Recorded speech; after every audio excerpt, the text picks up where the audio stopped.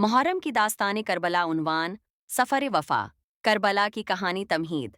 ये वो दास्तान है जो सिर्फ करबला का वाक़या नहीं बल्कि इंसानियत, क़ुरबानी, वफ़ा, सब्र और हक़ व बातिल के फ़र्क की एक अजीम मिसाल है।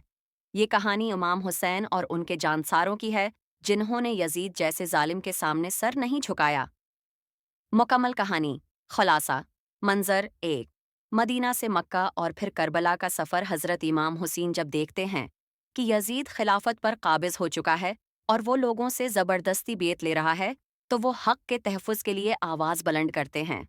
यजीद की बियात से इनकार करते हैं और मदीना को छोड़कर मक्का आ जाते हैं। वहाँ भी ख़तरा महसूस होता है तो अहले कोफा की दावत पर अपने ख़ानदान और जानसार साथियों के साथ करबला की तरफ रवाना हो जाते हैं। रास्ते में उनके काफ़िले को पानी से रोका जाता है और करबला के मैदान में उन्हें घेर लिया जाता है। मंजर 2।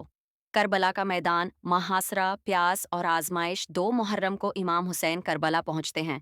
यजीदी लश्कर उन्हें पानी से महरूम कर देता है। इमाम और उनके अहले बैत कई दिनों तक प्यासे रहते हैं। बच्चों की प्यास की शिद्दत बढ़ती है, मगर वफा का दामन हाथ से नहीं छोड़ते।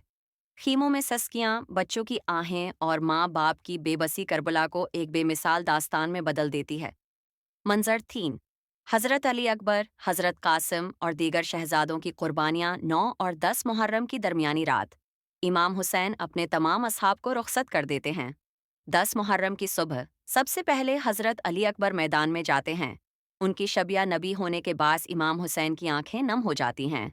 फिर हज़रत कासिम, हज़रत औन और मोहम्मद और दीगर जवान अपने खून से वफा का चिराग रोशन करते हैं।